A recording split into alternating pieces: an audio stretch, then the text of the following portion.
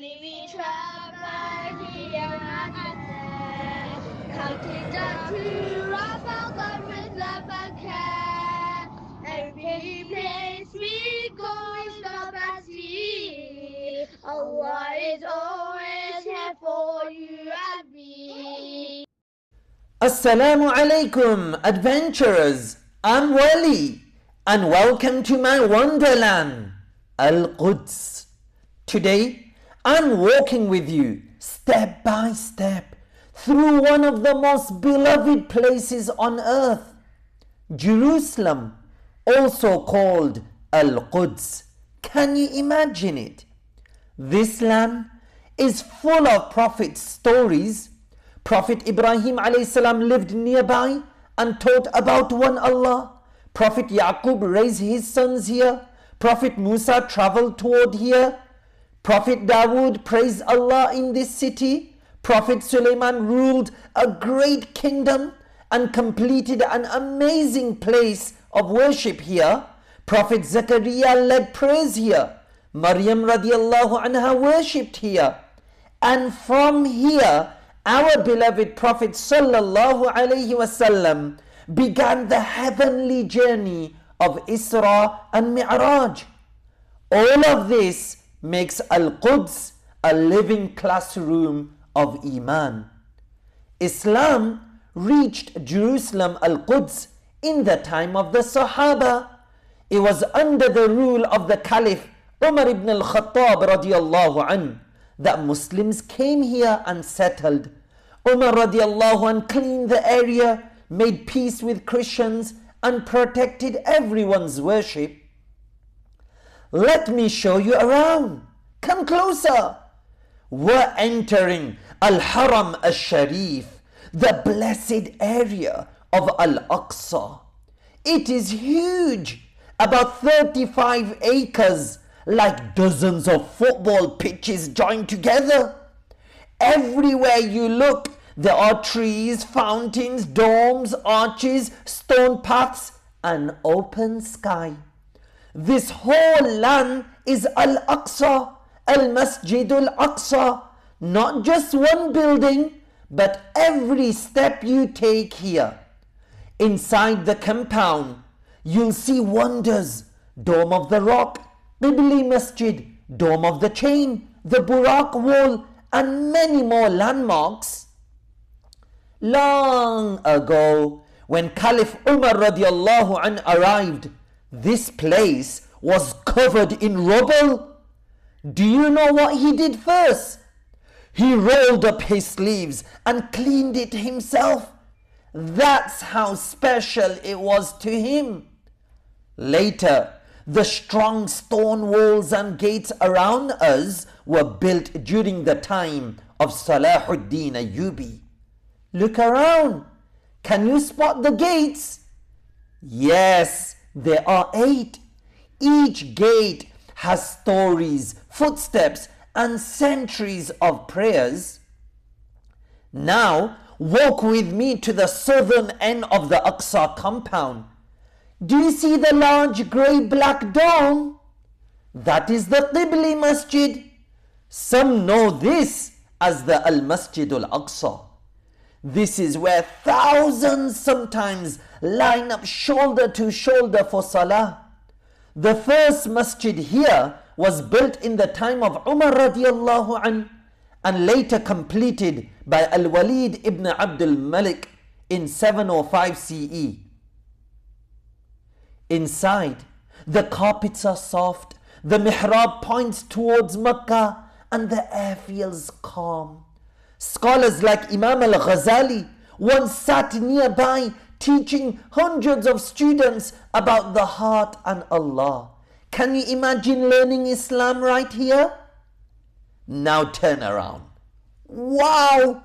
Right in the center of the Aqsa compound stands the shining Dome of the Rock, also known as Qubbatul Sakhra.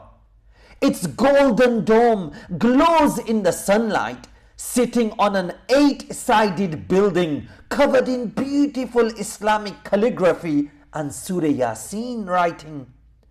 It was built in 687 CE by the Umayyad ruler Abdul Malik ibn Marwan. Inside is the special rock from where our beloved Prophet sallallahu alaihi wasallam was taken up during Isra and Mi'raj. Close your eyes. Can you imagine Jibreel, the heavens opening, the gift of Salah? Near, it is a smaller open building, the Dome of the Chain. This marks the exact center of Al-Aqsa and was once used as a model to design the Grand Dome of the Rock. Come, walk east with me. On your right is Babur Rahmah and on your left is Babut Tawbah. Above these gates, it is said Imam Al-Ghazali wrote parts of his famous book Ihya Ulumuddin. Christians believe Isa alayhi salam will enter through Babur Rahmah on his return. Along the western wall, you'll find the Buraq wall. This is where the Buraq animal was tied during Mi'raj. Nearby is Masjid Umar, where the Sahaba prayed while cleaning this area. In the east corner is where Maryam radiallahu anha lived with baby Isa. Close by is the place of worship for Prophet Zakaria. Now let's go underground. Welcome to Musalla Marwan. This vast hall is beneath the eastern side of the Aqsa compound. Its foundations were built by Abdul Malik, but during the Crusades, it was sadly used as stables for animals. Today, it's a thriving place of salah that can hold up to 10,000 worshippers. Outside the walls lies Ma'manullah Cemetery, one of the largest Muslim cemeteries, graveyards, resting place of scholars and martyrs. Sadly, parts of this graveyard have been damaged over time. By Babur Rahmah is the Babur Rahmah graveyard, where Sahaba like Shaddad ibn Aus and Ubadah ibn As-Samit radiyallahu anhuma are buried. Nearby in Mount Zion is the grave of Prophet Dawood alayhi salam, and in the old city rests Maryam radiallahu anha. These are not just graves, they are lessons of Eemaan carved into history. The Prophet sallallahu alaihi wasallam taught that Salah in Al-Masjid Al-Aqsa is worth 500 times more than anywhere else. Obviously outside Makkah and Medina. Your Salah means more here. The Quran opens Surah Isra by reminding us that Allah took His servant Muhammad sallallahu alayhi wasallam by night to the surroundings of Aqsa, which Allah has blessed.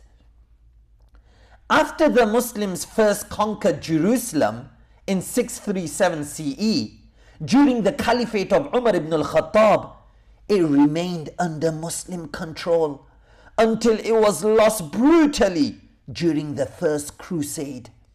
For nearly 90 years, the city remained under Crusade control until Salahuddin Ayyubi recaptured Jerusalem in 1187 CE and restored worship. Jumu'ah Salah returned here after 90 years. Art, calligraphy, domes, gardens, schools and libraries grew. Arabic became the language of learning and prayer. This city of Jerusalem teaches us that Eemaan can be patient and victorious. Muslims here speak Arabic, love family gatherings and share delicious food like maqluba. Traditions center on hospitality, learning, guarding holy places. You'll find living landmarks too. Schools like Umariya, ancient Sufi centers, libraries and graveyards where scholars rest. Isn't that beautiful? From England, it's about 6 hours in flight. You can reach here either via Tel Al-Rabi', also known as Tel Aviv or Tel Abib Airport, or via Jordan. It's far on the map, close in the heart. Why visit? To pray, learn, make dua, and meet the ummah who protect this trust. Al-Quds teaches me courage, patience, and hope. It reminds me that land is blessed by obedience to Allah, not bricks alone. That knowledge and salah protect a people, and that loving this place means caring for justice everywhere. So adventurer, will you carry Al-Quds in your dua? Will you carry Al-Aqsa in your dua? Will you learn its stories and share them? See you in the next Wonderland.